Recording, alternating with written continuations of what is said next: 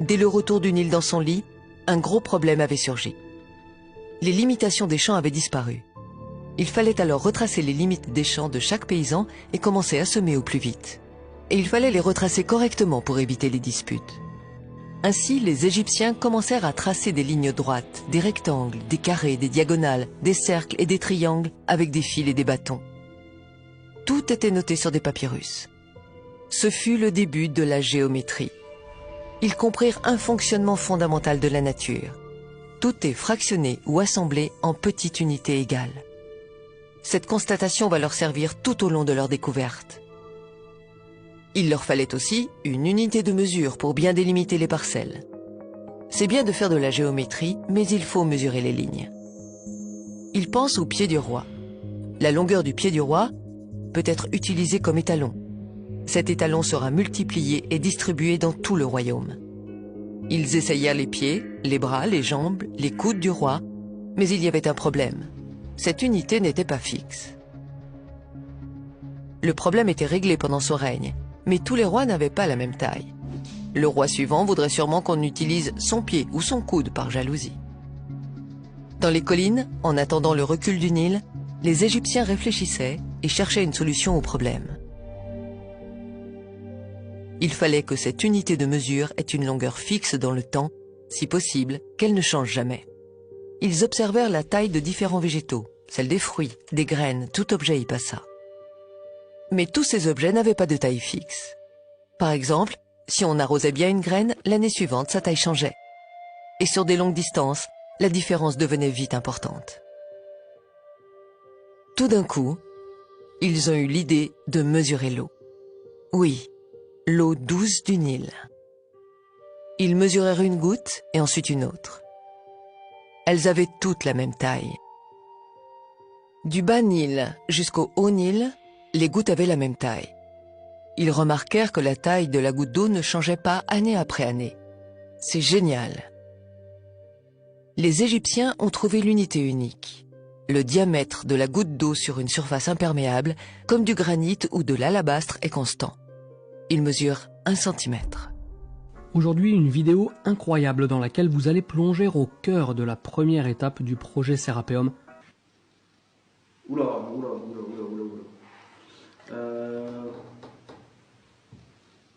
Donc ça c'est l'arête N sur le schéma. Est-ce que les Égyptiens connaissaient le mètre ou pas? J'en sais rien. En plus t'as vérifié la mesure, hein, tu l'as mesuré 2 fois. Je double toutes les mesures à chaque fois. Ok. Donc là, on est 1 mètre. 1,000 mètre. 1 mètre pile mesuré au laser 2 fois de suite.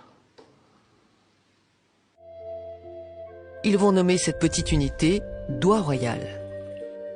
10 gouttes d'eau, soit 10 doigts royaux, égale une main royale. 100 gouttes d'eau, donc 100 doigts royaux, ou 10 mains royales, égale une jambe royale. Des siècles plus tard, on sortira ces découvertes des coffres secrets et on les renommera différemment.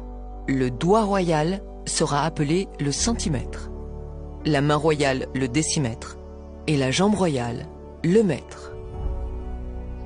On les présentera comme des découvertes récentes et on se les appropriera made in France. Le diamètre de la goutte d'eau douce mesure ce qu'on appelle aujourd'hui 1 centimètre. L'eau est une constante universelle.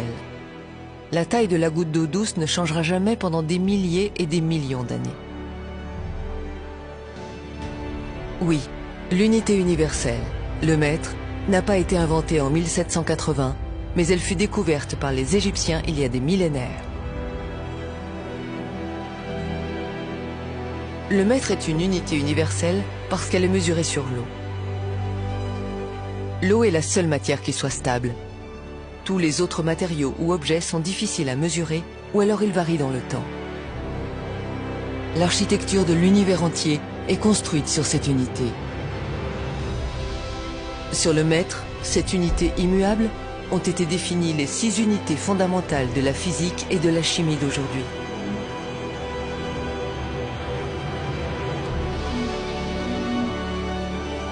L'ampère, le Celsius, la mole, la candela, la seconde et le kilogramme. Donc, tout.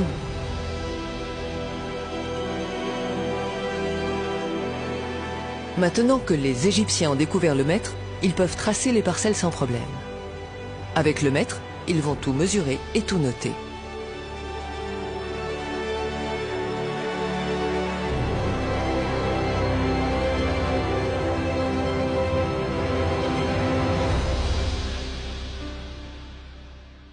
Ils prennent un disque de diamètre d'une jambe royale et l'entourent d'un fil. Ils déroulent le fil et le mesurent. Le périmètre du disque fait 3 jambes royales et 14 doigts royaux, soit 314 doigts royaux. Un disque de diamètre 10 déroulé correspond à 31 unités et à 4 sous-unités. Un disque de diamètre 1 correspond à 3 unités et à 14 sous-unités. Un chiffre ressort à chaque fois. 314, 31,4, 3,14. Ils pensent que ce chiffre est important. Ce chiffre, c'est le pi, 3,14. Les Égyptiens connaissaient avec précision le pi bien avant Archimède. De cette expérience, ils vont aussi déduire le système décimal. Ils découpent le disque en 6, le mesurent sur la jambe royale, le mètre. Ils obtiennent le chiffre 52 cm et 36 sous-unités, millimètres. Ils le notent et pensent que ceci est important. Au fil de leurs observations, ils constatent que le volume d'une sphère représente 52,36% du volume d'un cube.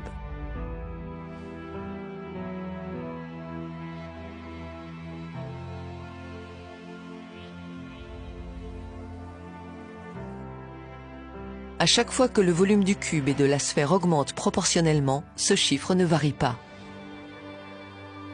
Ils viennent de découvrir l'une des constantes universelles les plus importantes gardées secrètes, le 52,36.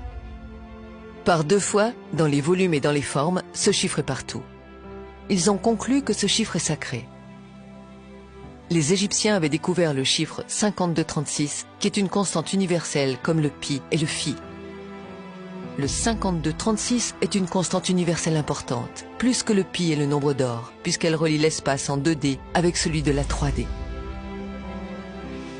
Maintenant, comment utiliser ce chiffre unique? Ils posèrent un bâton sur la jambe royale, le mètre, qui est divisé en 100 unités. Ils coupèrent le bâton pour qu'il fasse 52 doigts royaux et 36 sous-unités. La coudée royale était née. La coudée royale vaut 52,36 gouttes d'eau, c'est-à-dire 52,36 cm. À partir de ce moment-là, toute l'Égypte aura pour étalon une constante universelle, la constante royale. La coudée royale égyptienne, telle qu'elle est présentée dans les musées, 28 doigts ou 7 paumes, est incompréhensible. Elle est déguisée de façon à ce que le peuple ne comprenne pas l'origine de cette coudée. Peu importe qui a déguisé la coudée, mais quand on la pose sur un mètre, elle affiche 52 cm et 36 mm. Elle devient une constante universelle, elle prend tout son sens.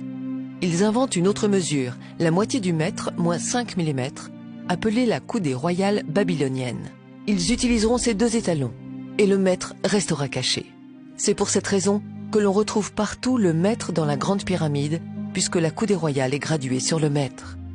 Toute autre unité, le yard, le pouce, le mille marin, le pica, le pied, sont tous étalonnés arbitrairement ou gradués sur le mètre. Il n'y a rien d'universel ou d'invariable dans la nature qui mesure 1 pouce, 1 yard ou 1 mille.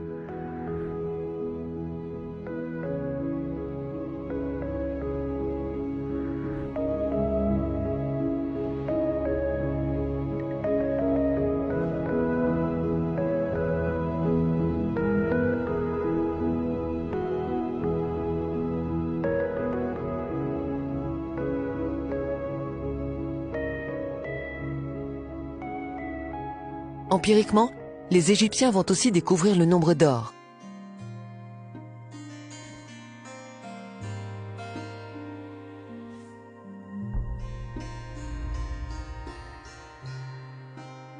Ils raisonnent ainsi. Puisque les dieux ont utilisé ces chiffres sacrés partout dans la nature, pour que nous restions nous-mêmes reliés à la nature, nous devons les intégrer dans nos constructions et faire comme les dieux. Un raisonnement simple, mais de génie. Des principes sacrés. Les Égyptiens intégreront partout les constantes universelles. Pi, le nombre d'or, la constante royale, toute la panoplie de la géométrie sacrée avec le maître. Les Égyptiens connaissaient la suite de Fibonacci en nombre d'or des milliers d'années avant lui et l'ont appelée la suite d'addition. Le temple de Képhren, le temple d'Edfu, le palace d'Akhénaton sont construits avec le rectangle d'or. Voici la vérité, bien loin de l'image des Égyptiens primitifs qui tapaient des cailloux l'un contre l'autre et qui tiraient des pierres tout au long de la journée. Parvenus à ce stade, les Égyptiens pensèrent qu'ils pouvaient aussi utiliser l'eau comme étalon de poids.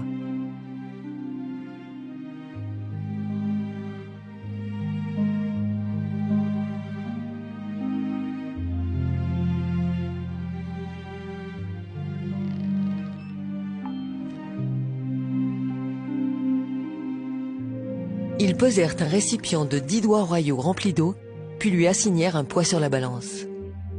Vous savez combien ça fait? On l'appelle aujourd'hui 1 kilogramme.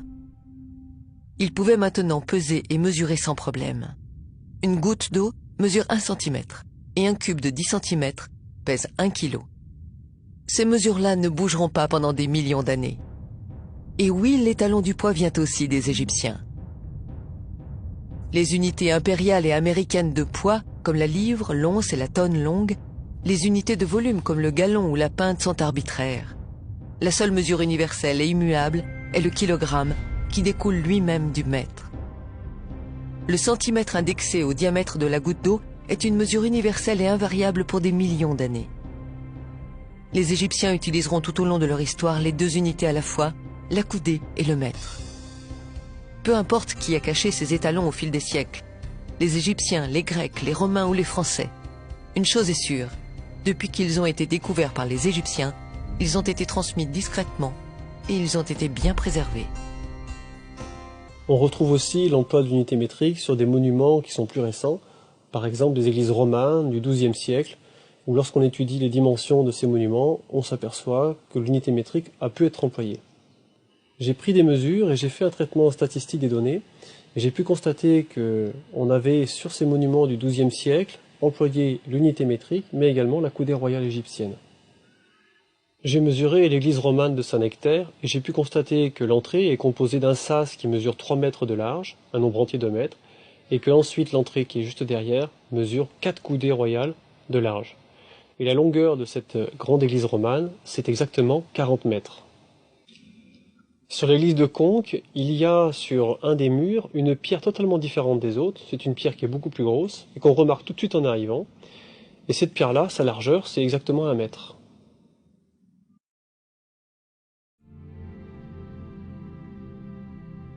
La chambre du roi, elle, sera construite avec la dimension de 10 coudées par 20 et 11,18 coudées de hauteur. Certains peuvent supposer que les Égyptiens, simples d'esprit, se sont dit « Faisons la chambre du roi en 2 cubes simples côte à côte et c'est réglé. Rien d'exceptionnel. » Vraiment? En effet, c'est ce petit 11,18 coudées qui nous fait encore une fois découvrir d'une manière spectaculaire le niveau scientifique atteint par les Égyptiens. Les 4 constantes universelles, pi, le nombre d'or, le nombre royal et le mètre, vont être fusionnés de la manière la plus parfaite et incroyable qu'il soit.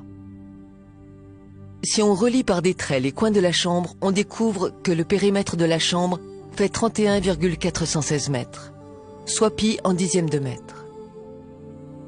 La somme des 3 côtés de ce triangle est égale à 52,36 coudées, la constante royale.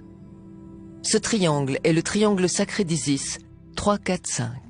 Et maintenant, oubliez les unités de mesure, le mètre, la coudée, le pouce, le yard, le mille, etc.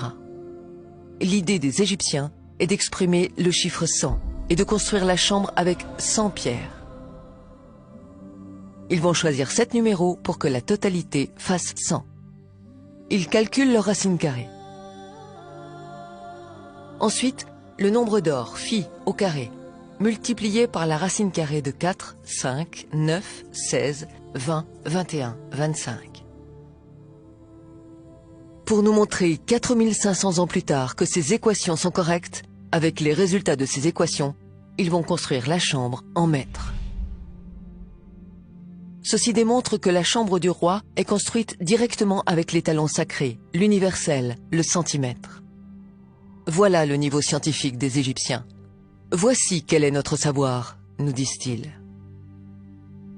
Ils n'ont pas gravé les équations en hiéroglyphes, mais ils ont utilisé les mathématiques pour exprimer leurs connaissances. Ici, tout est réalisé en granit inaltérable pour que ce message ne bouge pas d'1 millimètre dans le temps. Ce message, cette prouesse scientifique, enveloppera l'âme du dirigeant de cette grande civilisation, nommé Khéops.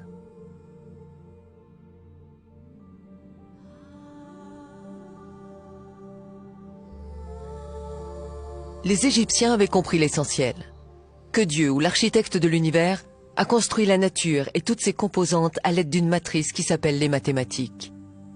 Ils se sont ensuite appliqués à leur tour comme des dieux. Ils ont intégré les mathématiques partout, ce qui les a profondément connectés à la nature.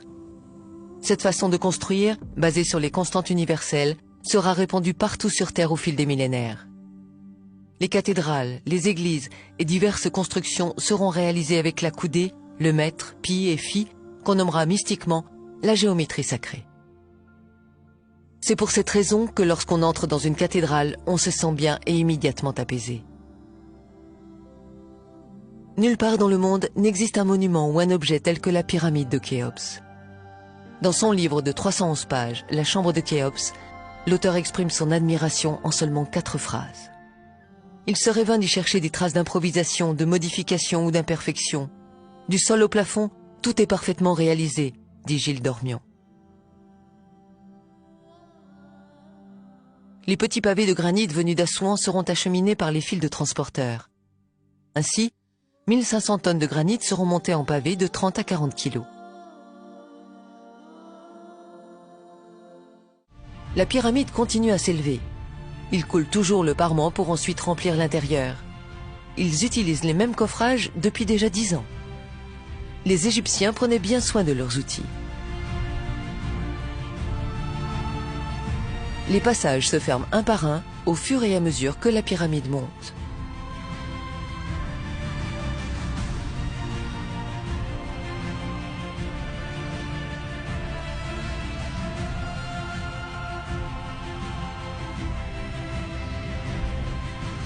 À 140 mètres de haut, les équipes de l'Est et de l'Ouest arrêtent l'avancée et entament la descente. Ils posent le parement apotème en descendant. Seules les équipes du Sud et du Nord continuent jusqu'à la fin.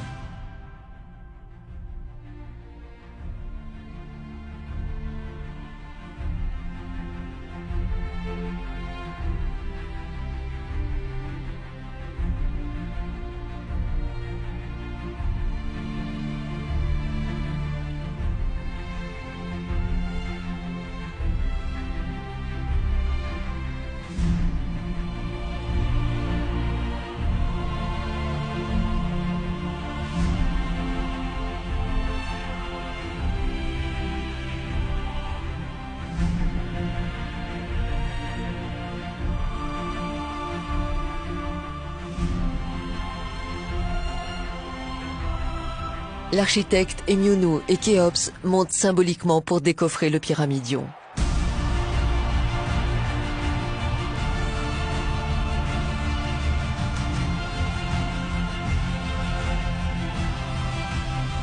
Le pyramidion est sorti. La foule hurle de joie. 20 années de dur labeur pour leur roi s'achèvent.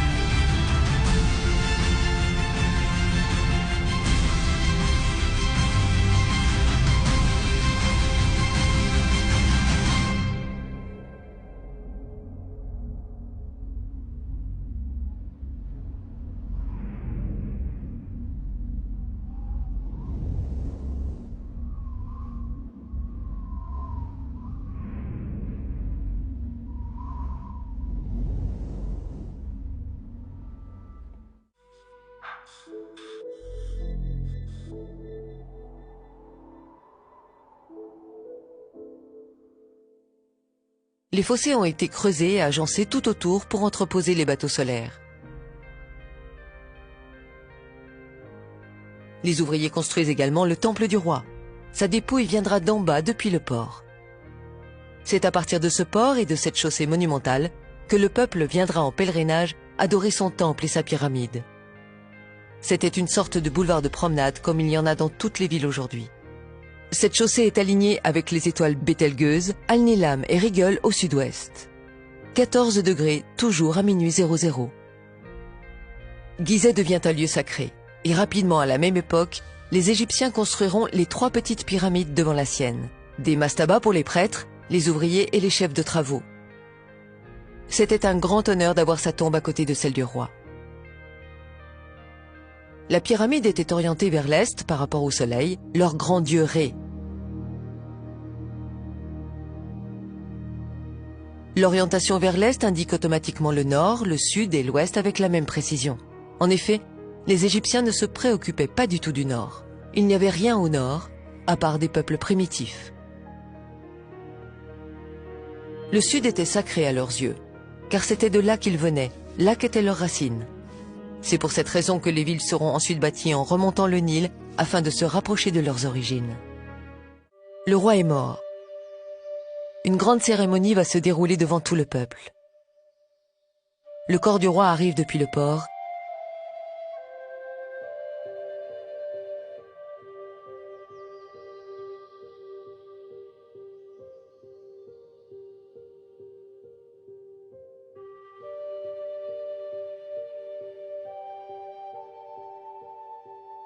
Il est momifié dans le temple.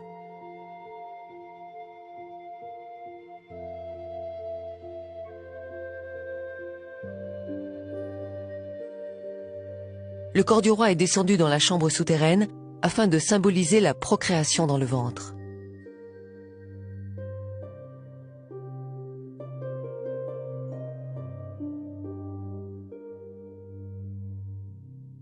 Puis c'est la naissance. Il sort de l'obscurité et vient à la lumière du jour, symbolisée par l'arrivée au niveau du sol.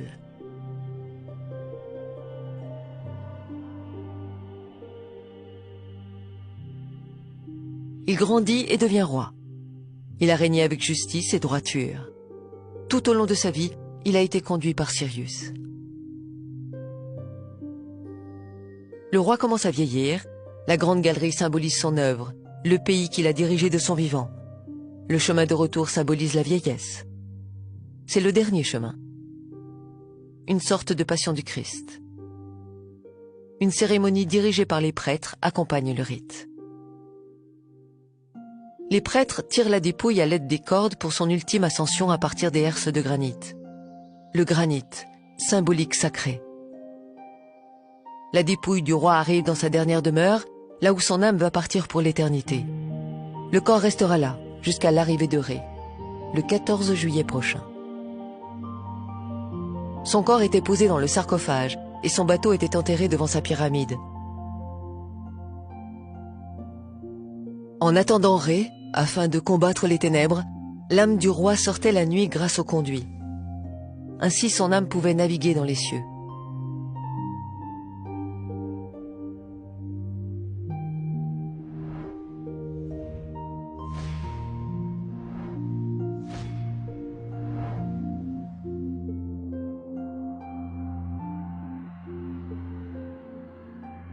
Puis rentrait avant le lever du soleil pour se reposer. La chambre souterraine et la chambre médiane sont parfaitement centrées dans l'axe de la pyramide, sauf celle du roi. C'est la première chose qui frappe quand on regarde une coupe de la pyramide. Une anomalie? Une imperfection? Non. Cela correspondait à un rituel précis.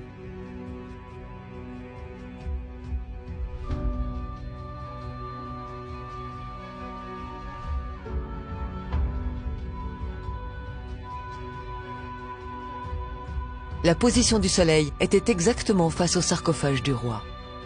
Le roi attendait Ré dans sa chambre.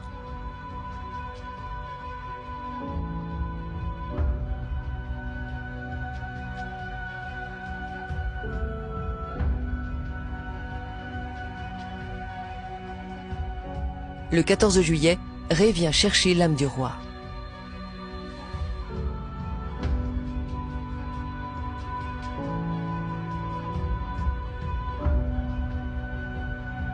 Ils partent ensemble pour l'éternité.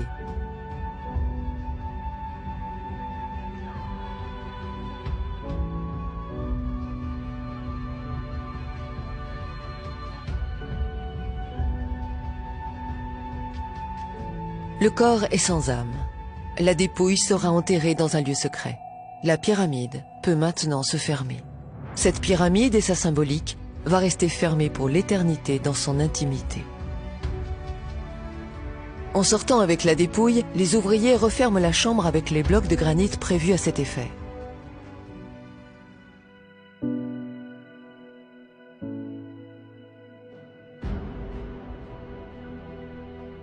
Les ouvriers vont laisser une boule de dolérite et un crochet en cuivre en souvenir dans la chambre médiane, puis reboucher les trous.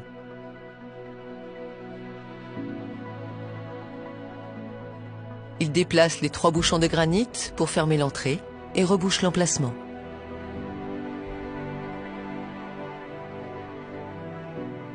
Ils prennent la sortie du boyau de service construit il y a 15 ans.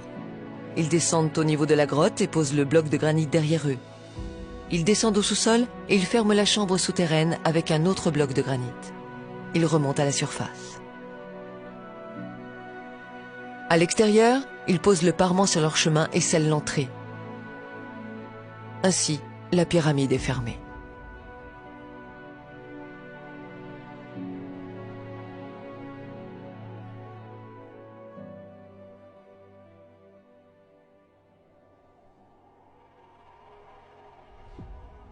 En bouchant les entrées avec des pierres de granit, les Égyptiens ont pensé que la pyramide serait inviolable.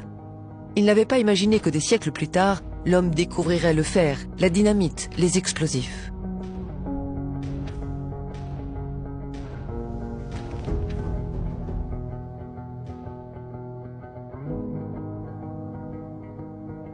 Cénotaphe de Khéops ou pas?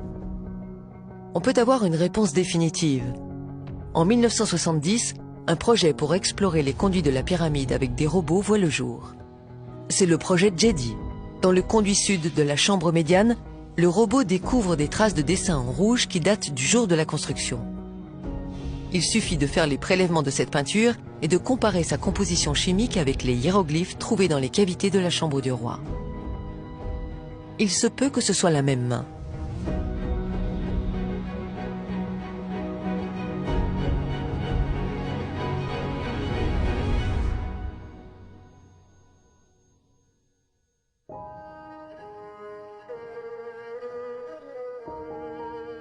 Le plus grand architecte de l'histoire de l'humanité est Emionu, celui qui a conçu la pyramide de Khéops, avec moins de 1% d'erreur. Les pyramides ne sont pas alignées avec les 3 étoiles du milieu de la constellation d'Orion, comme le soutient Beauval. L'étoile Alnitak tombe 150 mètres au-delà de la pyramide de Mykérinos. 150 mètres d'erreur, c'est énorme et invraisemblable comparé à la précision de 1 cm de l'alignement des pyramides. Les 3 pyramides sont alignées sur les étoiles Beltégeuse, Alnilam et Rigel. La corrélation est parfaite. On perçoit une forme d'égocentrisme chez Képhren qui voulait dépasser son père. Il construira sa pyramide aussi grande que celle de son père. Il la positionnera pour qu'elle corresponde avec le cœur de l'Orion, l'étoile Alnilam, obligeant ainsi son fils Mykérinos à s'aligner avec la Rigel. Képhren construira également la grande chaussée alignée avec le lever nocturne d'Alnilam. Mais qui est le Sphinx? Képhren ou un autre roi? Une tête de lion qui aurait été retravaillée pour être transformée en tête de pharaon? Peu importe. La question est, à quoi ressemble la tête du Sphinx? Avec un logiciel de reconstitution de visage 3D, voici le visage du Sphinx reconstitué correctement pour la première fois.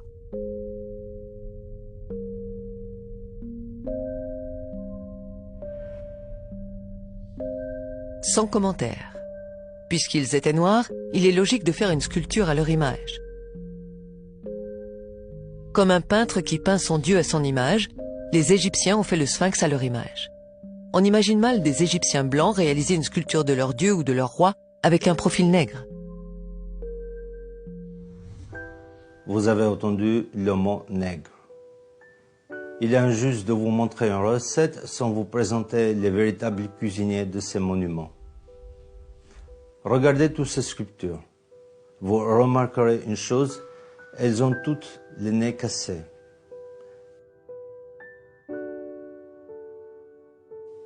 Si on observe les statues et les fresques, la ressemblance est frappante. Le nez, les grosses lèvres. En effet, beaucoup de statues ont le nez cassé parce qu'ils avaient, comme on dit, un nez de nègre. Hérodote dit que les Colches étaient une colonie des Égyptiens parce qu'ils avaient la peau noire et les cheveux crépus. Livre 2 Euterpe. Les Colches étaient une colonie africaine qui a migré pour s'installer vers la mer Noire. Aristote parlera aussi des Égyptiens en les décrivant comme excessivement noirs. Ceux qui sont excessivement noirs sont quoi? Ce sont les Égyptiens et les Éthiopiens. Les Grecs utilisaient 4 mots pour dire noir: sombre, brun ou ténébreux. Kéleinos, Eremnos, Aiton et Mélas. Mélas est le noir physique le plus total. C'est la racine de ce mot qui forme le mot mélanine. Mélas, mélanine. La mélanine est le pigment qui colore la peau en noir pour le protéger du soleil. Aristote dira précisément agon mélanès pour désigner les Égyptiens et les Éthiopiens, ce qui veut dire excessivement noir en grec. Zézosis III, dit Sénoucerte en égyptien, détient le record pour le nombre de sculptures à son effigie, des dizaines. Presque toutes ces sculptures ont le nez cassé. Mais quelques-uns ont échappé à l'inquisition raciale.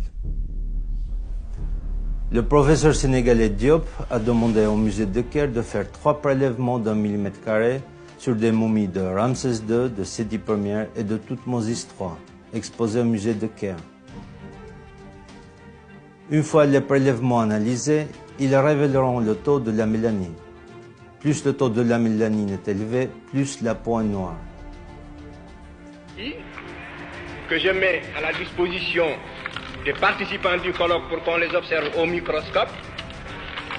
Et nous pouvons absolument voir le taux de mélanine sous la peau des anciens Égyptiens. Il en reste suffisamment malgré la destruction partielle de l'épiderme. Dans la région qui sépare le derme et l'épiderme, il y a des inclusions des bases des cellules des mélanocytes en quantité suffisante pour révéler un taux de mélanine absolument absent chez les races leucodermes. Et j'ai voulu dès l'an dernier appliquer cette étude aux momies royales de Ramsès II, de Séti Ier et de Toutmosis III.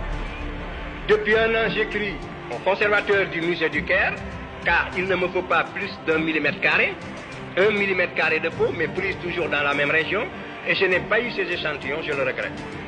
Par conséquent, c'est une étude très facile, accessible, qu'on peut faire. Voici les lames, ce sont des préparations, il suffit de les mettre sous l'objectif d'un microscope pour voir le taux de mélanine. Alors, sur la base donc de mes propres investigations, que sont celles-ci, et jusqu'à ce que d'autres investigations... Le musée n'a toujours pas répondu depuis 35 ans. Les Égyptiens s'appelaient les Kémites, et l'Égypte s'appelait Kémet, le pays du noir. Non, ce n'est pas la couleur noire du limon, du Nil qui est évoquée, comme certains archéologues le prétendent, mais bien la couleur de la peau de la population qui vivait là. Quand on parle du pays des Blancs, on ne fait pas allusion à la couleur de la neige des Alpes. Finissons avec le rumeur, si Howard Carter a falsifié le masque d'or de Toutankhamon et reproduit des faux reliques. Observez le masque de Toutankhamon et le visage de cette Africaine. Je vois mal Carter, l'Européen, réaliser ce masque typé africain. Il est midi, la température est au taquet, c'est-à-dire qu'il fait à peu près 45-46 degrés. Il n'y a absolument pas d'ombre, vu que c'est une carrière et qu'il n'y a aucun bâtiment et qu'on ne peut absolument pas s'abriter. Autant vous dire que je ne veux pas rester ici 3h30. Bon, donc là il commence à faire un peu chaud. On se trouve derrière la pyramide de Mykérinos. Je commence à comprendre pourquoi Femi est pas venu.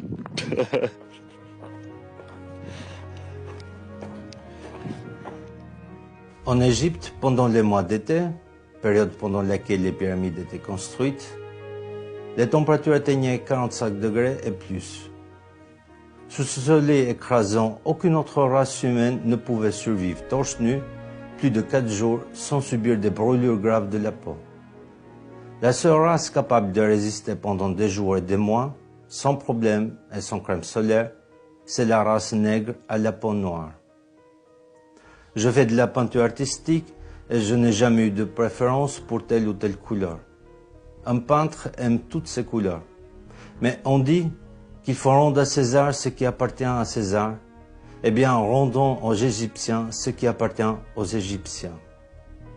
Les Égyptiens des pyramides, pendant des millénaires, étaient des nègres, ni mat, ni métis, mais noirs de charbon.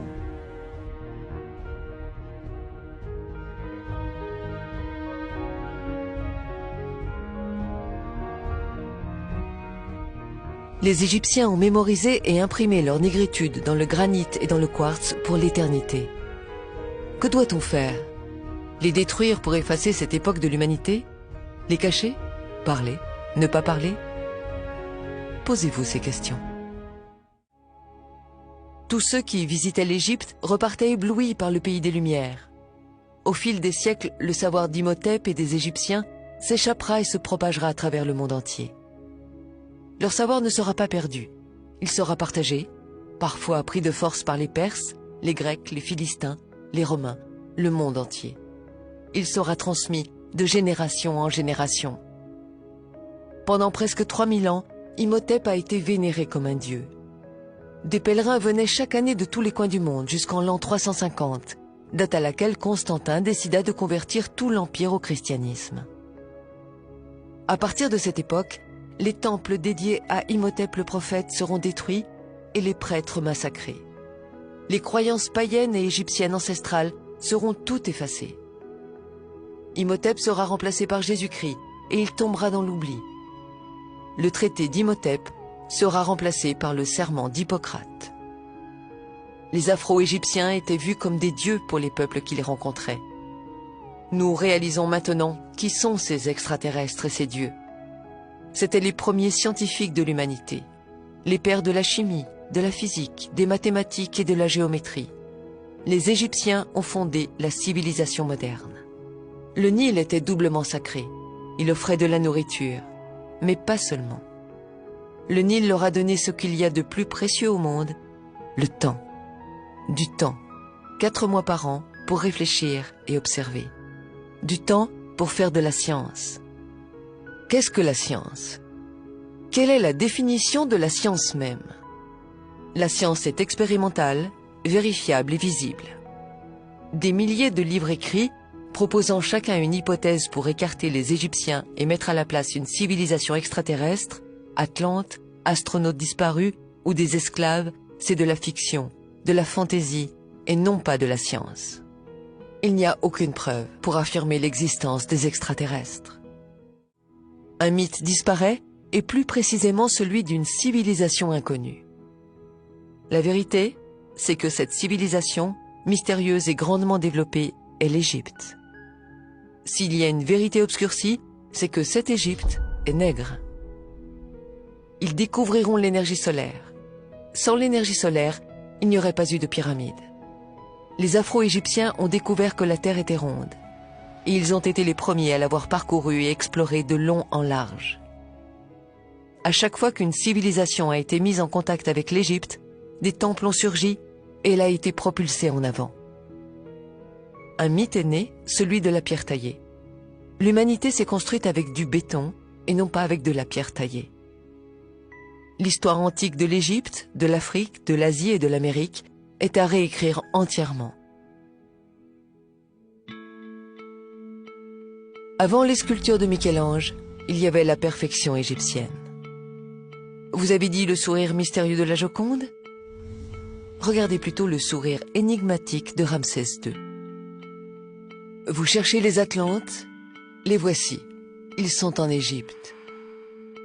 Avec les tandems chimie et physique, maths et géométrie, L'Égypte nègre a permis de bâtir des temples, des rues, des maisons, des stades, bref, de quoi construire l'humanité. Ils ont posé les piliers de la science, le premier alphabet et son art, la philosophie, la médecine, les religions. Ils sont à l'origine des cultures du monde. Ils ont créé les cultures du monde. C'est cela le plus grand mystère de l'humanité.